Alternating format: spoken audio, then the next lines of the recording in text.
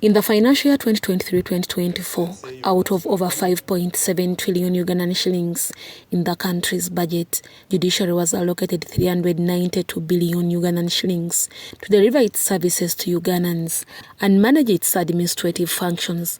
As the financial year ends, our focus is now on how Judiciary has utilized the allocated funds.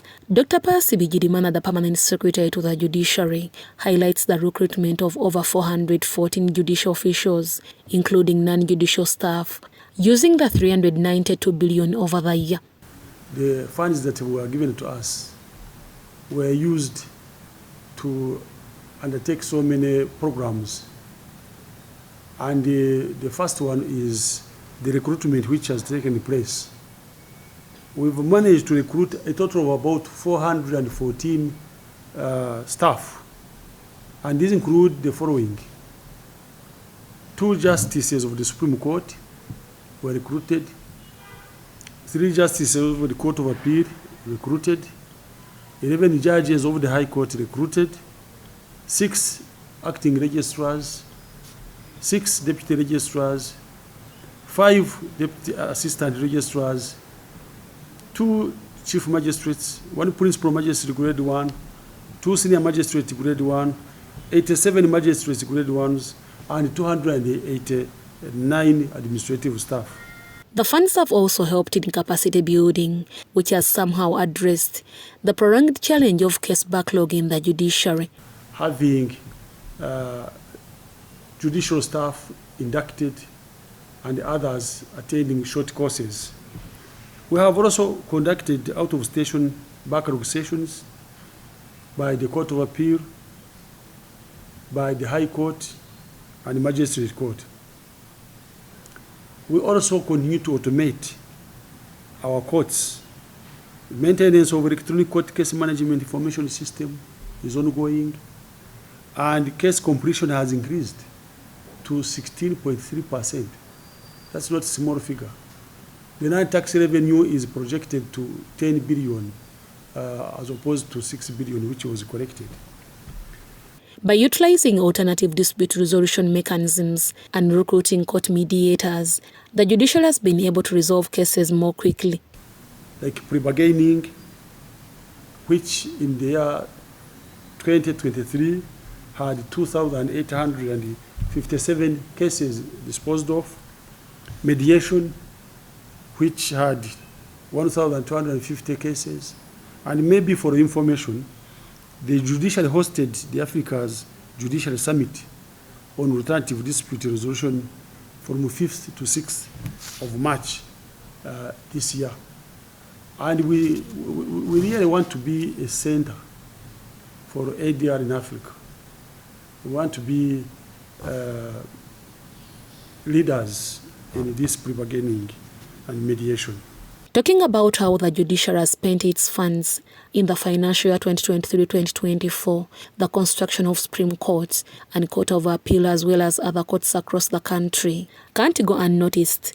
And these have already been occupied, and we are happy that the justices of the Supreme Court and the Court of Appeal are more motivated now. The facilities which are there are unparalleled. I think in Africa we must be the only country that has got such a court, the size, the ambience, maybe next to international criminal court in The Hague. And it was finished in record time. It was finished in record time, earlier than expected. And the savings that have been achieved as a result is going to be 6 billion every year. But also in the construction cost, if you look at the unit cost per square meter, at the beginning when the projections, the cost per square meter was $1,047. But at completion, the cost was at $975, almost even lower than the private sector. And when you look at the difference between the original estimated cost to the completion cost, and you multiply by the square meters, you come up with a saving of 8.5 billion. In spite of the fact that we even added another floor, which floor was is being used for conferences, and we think that we shall save a lot of more money because of the conferences taking place here, the workshops, the seminars. So we're going to be having these conferences here and save government the expenditures in hotels. So you can see the construction of the Court of Appeal and Supreme Court is going to be really very important for this judiciary. We have got gym, we've got sauna steam, and the judges and the justices now have got where to do their exercises instead of exposing them into the open in the hotels and the other places which can be used by wrong characters either to influence them, but also their security. So that is a very big achievement that we have had in this last year. To build public trust and create a robust judiciary, Judiciary conducted open court days and implemented other initiatives to address the challenge of corruption.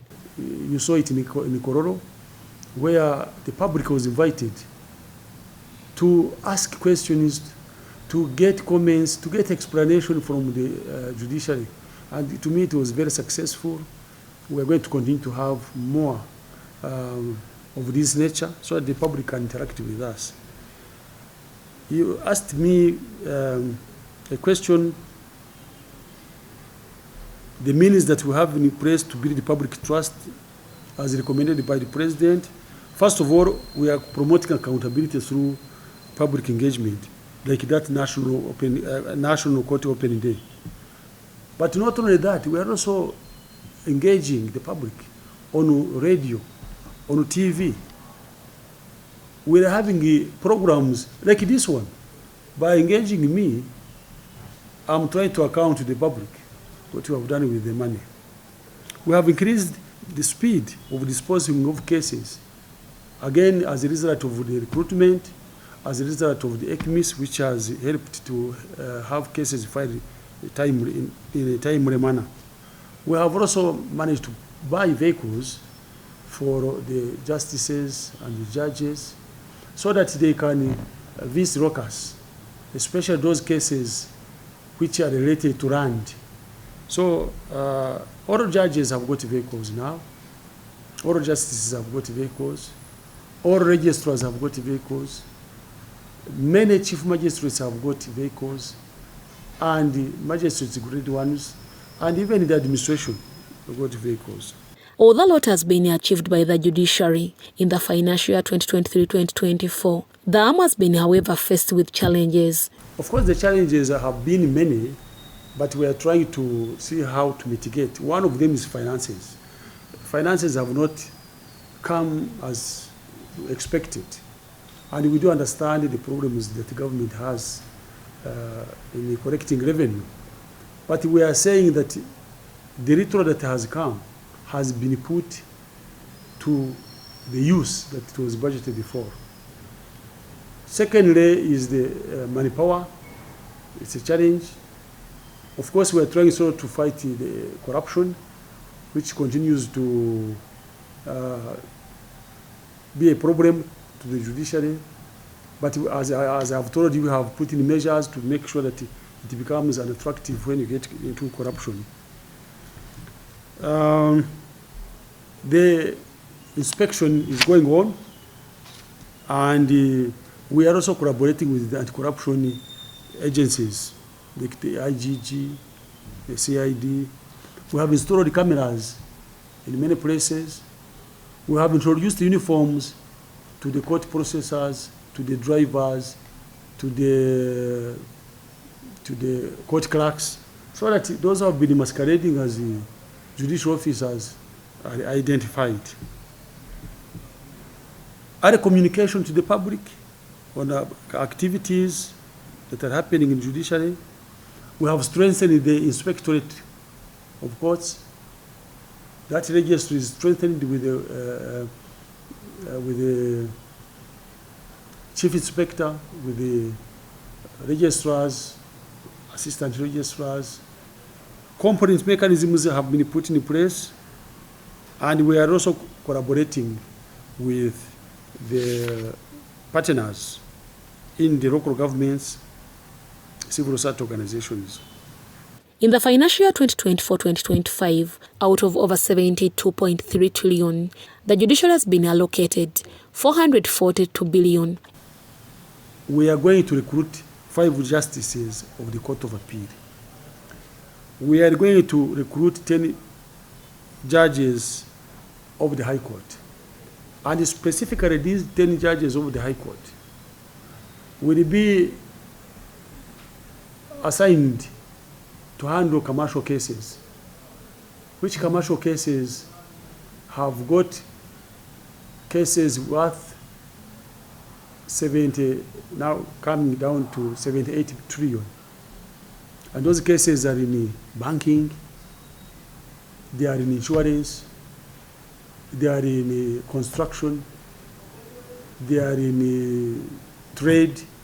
So we believe that if these cases are handled, money goes into the economy, and Ministry of Finance gets a little more money through non-tax revenue, and also paying taxes by those companies.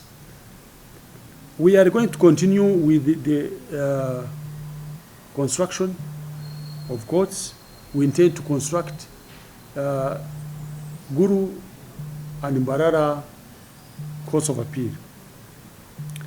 We are going to continue to finalize actually the ongoing construction.